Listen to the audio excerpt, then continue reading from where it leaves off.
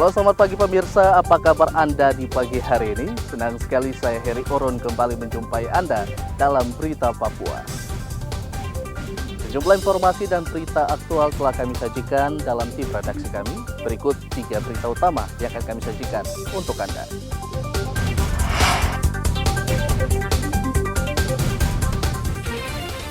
Dua warga tewas dalam pertikaian dua suku besar di Provinsi Papua Tengah.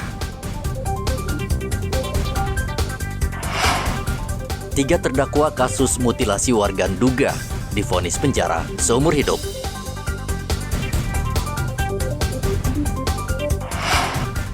Ular bersembunyi di dalam mobil, pemilik kendaraan panik.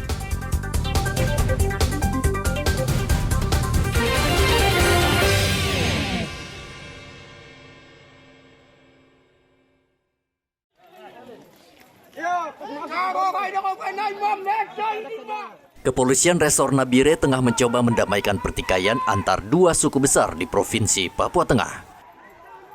Pertikaian suku Me dengan suku Dani dipicu persoalan tapal batas tanah adat di Kampung Urumusu, Distrik Uapa.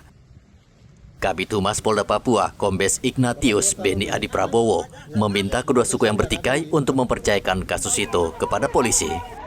Berawal dari pelang tapal batas tanah adat yang diklaim secara sepihak oleh suku Dani yang menyerobot tanah milik suku Me dan masyarakat di distrik Topo. Permasalahan tapal batas yang rencananya akan dilaksanakan di Polres Nabire, namun kenyataannya terjadi saling serang antara suku Me dan suku Dani.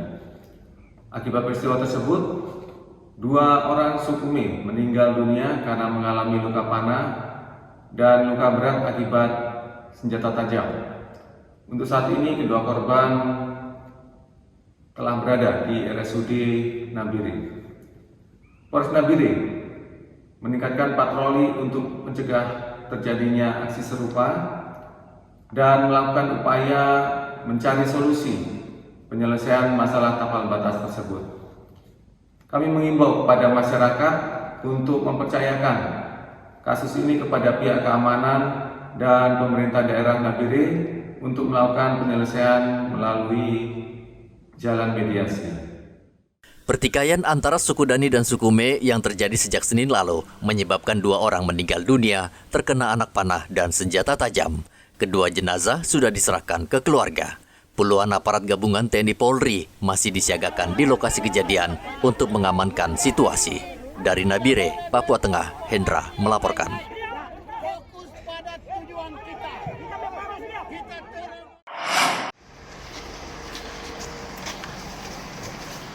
Pengadilan Negeri Timika menjatuhkan vonis terhadap 4 orang terdakwa kasus pembunuhan dan mutilasi yang terjadi Agustus tahun 2022. Majelis Hakim menjatuhkan hukuman penjara seumur hidup terhadap 3 orang terdakwa, yakni Andre Pujianto, Dul Umam, dan Roy Martehoai.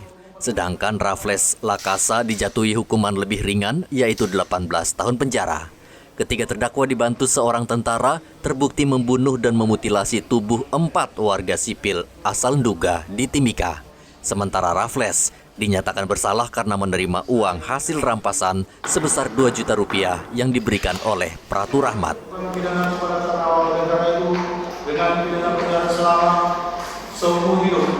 3 menetapkan perawatan kami tahan, 4 menetapkan barang bukti berupa 1 buah parang bergelar kayu dengan panjang 60 cm dirampas untuk digunakan, 1 unit motor Yamaha MX warna merah kapal Pratono, 1 buah kunci motor Yamaha MX warna merah hitam dirampas.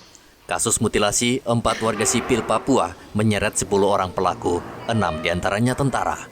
Para pelaku menawarkan senjata api kepada 4 korban, lalu mereka merampas uang korban senilai 250 juta rupiah, lalu membunuh dan memotong tubuh korban beberapa bagian. Kasus ini sempat menyita perhatian Presiden Joko Widodo. Dari Mimika, Papua Tengah, Igobat Momolin melaporkan.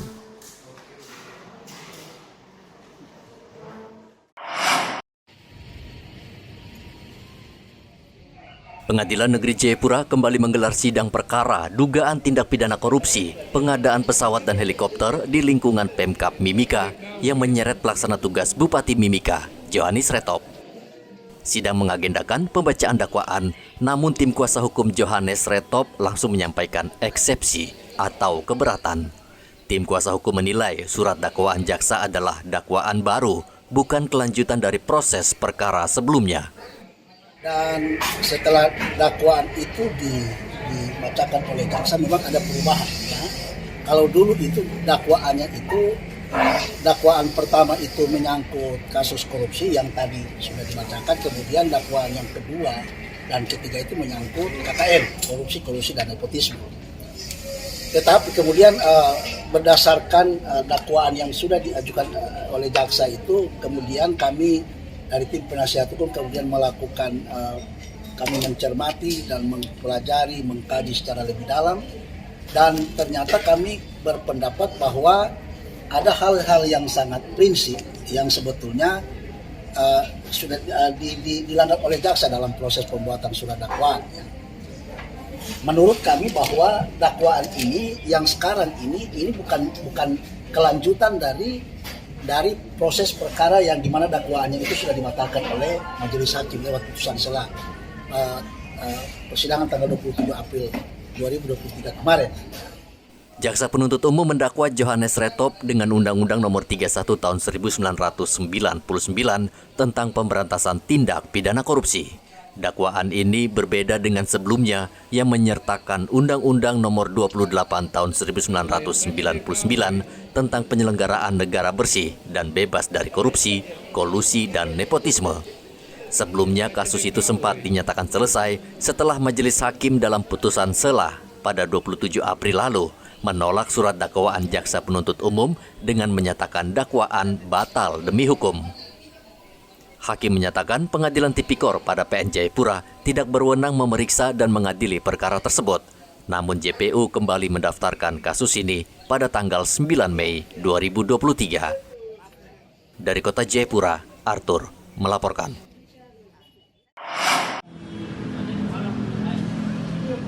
Warga Jalan Mandala Merauke Rabu kemarin dikejutkan seekor ular yang bersembunyi di bawah mobil. Warga berusaha mengeluarkan dan menangkap ular jenis patola yang panjangnya diperkirakan sekitar 3 meter, namun tidak mudah.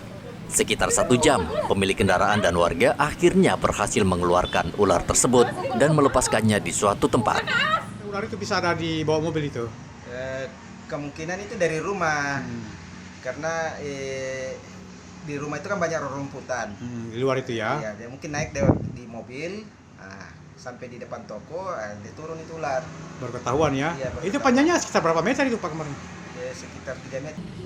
Ular tidak hanya menyukai semak-semak, mobil ternyata juga merupakan salah satu tempat yang disukai reptil. Biasanya ular bersembunyi di dalam mesin mobil atau bagasi karena gelap dan hangat. Muhammad Ridwan melaporkan dari Merauke, Papua Selatan.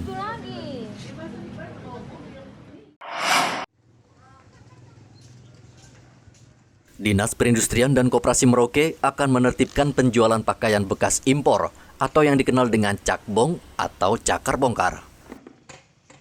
Pakaian bekas impor diminati banyak orang karena selain harganya murah, bermerek, dan sebagian kualitasnya ternyata masih baik dan bagus.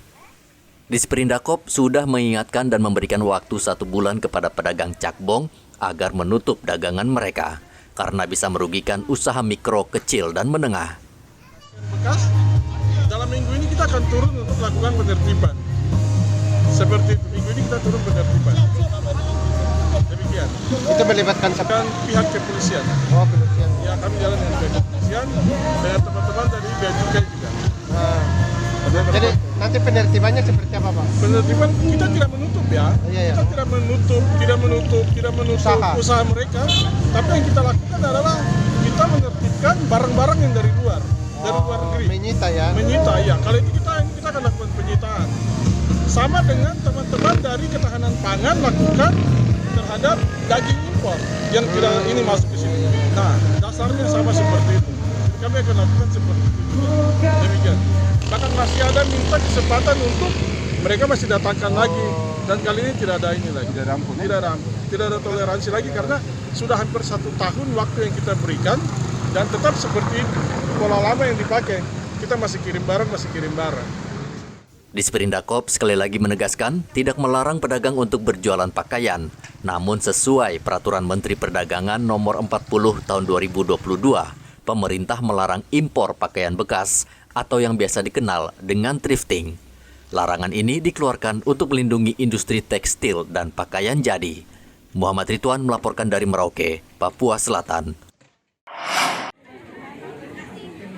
Polsek Kurik sejak 3 Juni hingga Rabu kemarin masih mengawal proses pemilihan kepala kampung di Kampung Padang Raharja, Distrik Malin, dan Kampung Wapeko di Distrik Kurik. Sejauh ini proses pemilihan berlangsung lancar dan aman dan tidak ada protes dari warga. Ada 4 calon yang mengikuti pemilihan kepala kampung di Kampung Wapeko dan Nobertus Samkakai terpilih sebagai kepala kampung. 2 distrik, Distrik Malin dan Distrik Kurik, yang telah menyelenggarakan pemilihan kampung di beberapa kampung yang mulai dari tanggal 3 kemarin hingga berakhir hari ini di Kampung Wapeko dan Distrik Kurik, Kampung Padang Raharja, Distrik Malin. Terima kasih. Situasi Kamtipmas selama berlangsungnya pemilihan kepala kampung di 2 distrik ini, puji Tuhan berjalan lancar, aman, dan tertib. Terima kasih sekali lagi kami ucapkan kepada seluruh masyarakat yang ada di 2 distrik, Distrik Malin dan Distrik Kurik yang sudah menyelenggarakan pemilihan kepala kampung ini. Terima kasih. Untuk mengantisipasi gejolak protes dari kubu lawan, aparat TNI Polri disiagakan untuk mengawal ketat proses pemilihan. Muhammad Ridwan melaporkan dari Merauke, Papua Selatan.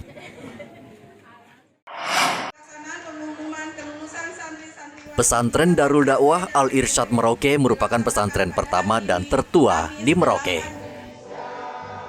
Pesantren terletak di Kelurahan Samkai, dan setiap tahun ajaran baru pesantren ini dibanjiri calon santri dan santriwati yang ingin menimba ilmu. Namun, karena keterbatasan ruang belajar, pengelola pesantren harus menyeleksi calon santri dan santriwati. Ya, insya Allah sesuai dengan rapat koordinator dengan seluruh tingkatan dari tingkatan RA, MI, MTS, dan MA, kita memutuskan bahwa setiap tingkatan bahwasanya kita akan menerima jumlah siswa per tiap tingkatan 60 siswa per 2 kelas, Pak ya. Kemudian karena animo dari masyarakat Lampu Satu cukup tinggi, jadi mau nggak mau kami hanya membatasi untuk tiap tingkatan dari tingkatan RA, MI, MTS, dan MA itu semuanya masing-masing 60 siswa dengan alokasi 2 kelas, Pak. Karena keterbatasan dari ruang kelas kami, memang kami sangat membutuhkan bantuan dari pihak pemerintah ataupun pihak yayasan-yayasan yang lain yang mau membantu kami, sehingga dengan harapan nanti di tahun pendaftaran yang akan datang kita siap menerima untuk tiap pendaftaran tiap tingkatannya minimal sudah naik 90, Pak. Jadi terkendalanya kita hanya terkendala fasilitas sarana ruang kelasnya. Tahun ajaran 2023, pesantren Darul Dakwah Al-Irsyad menerima 60 santri dan santriwati. Pesantren Darul Dakwah Al-Irsyad saat ini membuka 4 jenjang pendidikan, mulai dari taman kanak-kanak hingga sekolah dasar. Muhammad Ridwan melaporkan dari Merauke, Papua Selatan.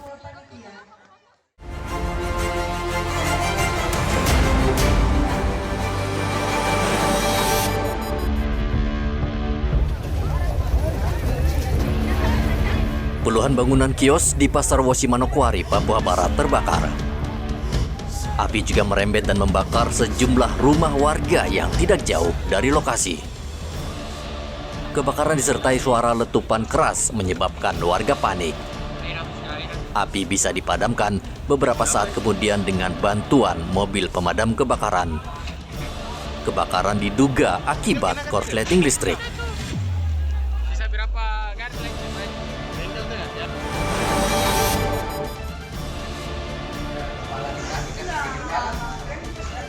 Puluhan warga mendatangi Mapolres Merauke. Mereka mempertanyakan perkembangan kasus dugaan penipuan yang dilakukan pengusaha pembangunan perumahan di Merauke. Korban meminta polisi memeriksa direktur perusahaan. Warga kecewa karena yang bersangkutan tidak datang kendati sudah berkali-kali dipanggil polisi. Menurut warga, dugaan penipuan ini sudah lama dilaporkan, namun belum ada perkembangan dan kejelasan. Mereka menyatakan sudah menunggu hingga 2 tahun untuk mendapatkan uang mereka yang diserahkan ke pengembang untuk mendapatkan rumah.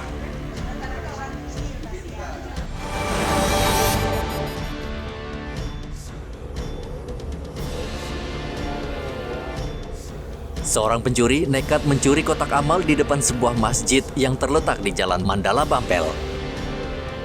Seorang pria menghampiri warung dan mengintip ke dalam.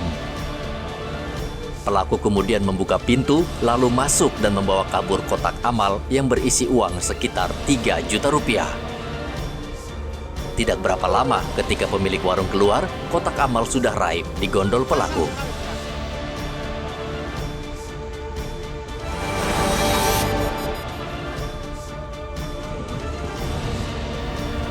Warga Kampung Nogolait yang mengungsi ke Kenyam, Kabupaten Duga, Provinsi Papua Pegunungan, pasca kontak tembak antara Satgas Damai Kartens dengan KKB, akhirnya kembali ke kampung halaman. Mereka kembali ke kampungnya karena situasi di Nogolait saat ini sudah berangsur aman.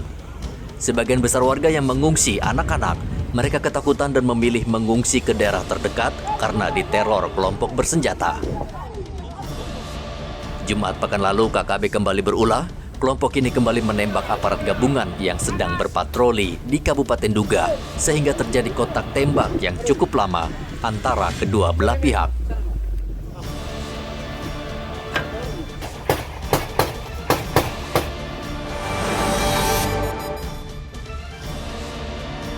Tabrakan maut antara 2 pengendara sepeda motor di Jalan Hasanuddin Timika. Salah satu pengendara baru saja keluar dari sebuah lorong dan hendak menyeberangi jalan. Namun tiba-tiba pengendara lain dengan kecepatan tinggi melintas lalu menabrak pengendara motor yang melintas. Benturan sangat keras hingga menyebabkan salah satu pengendara hingga kini masih kritis di rumah sakit.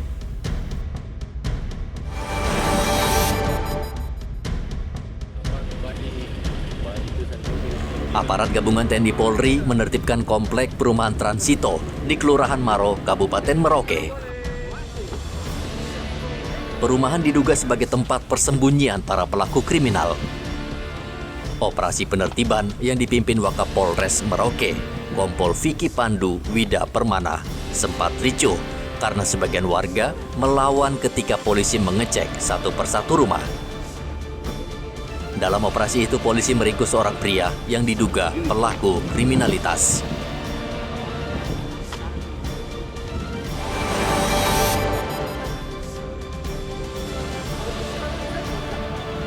Tiga penjabat Eselon 2 Pemkot Sorong mengembalikan 3 kendaraan dinas yang selama ini mereka gunakan sehari-hari.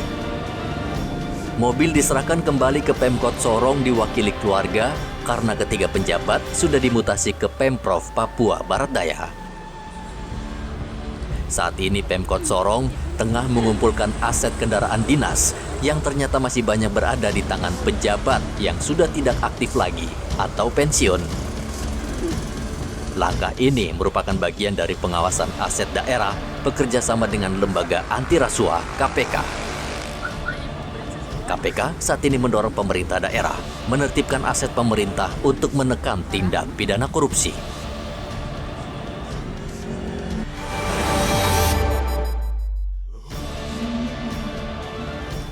...723 jemaah haji asal Papua Barat dan Papua Barat Daya resmi diberangkatkan ke Tanah Suci melalui embarkasi Makassar. Ratusan jemaah haji tersebut masuk dalam kelompok terbang atau Kloter 19 dan Kloter 20. Gubernur Papua Barat Paulus Waterpauw melepas 723 jemaah haji yang ditandai dengan penyematan kartu tanda peserta haji dan pemberian bendera. Pengantar berharap para jemaah haji bisa menjalankan ibadah dengan baik dan lancar dan tiba di tanah air dengan selamat.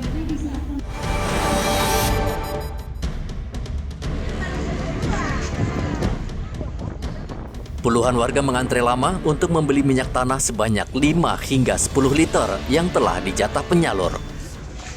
Warga juga harus membawa kartu keluarga agar pembelian minyak tanah sesuai dengan jatah yang ditentukan. Biasanya di setiap RT ada satu agen yang menyalurkan minyak tanah dengan sistem jatah.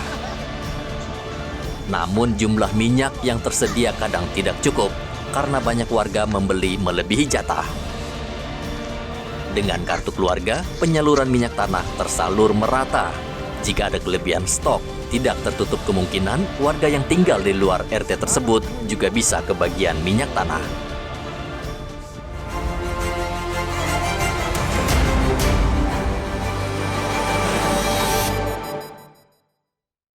Pemirsa, informasi tadi mengakhiri jumpa kita dalam Berita Papua. Saya Heri Orun mewakili seluruh kerabat kerja yang bertugas mengucapkan terima kasih atas kebersamaan Anda.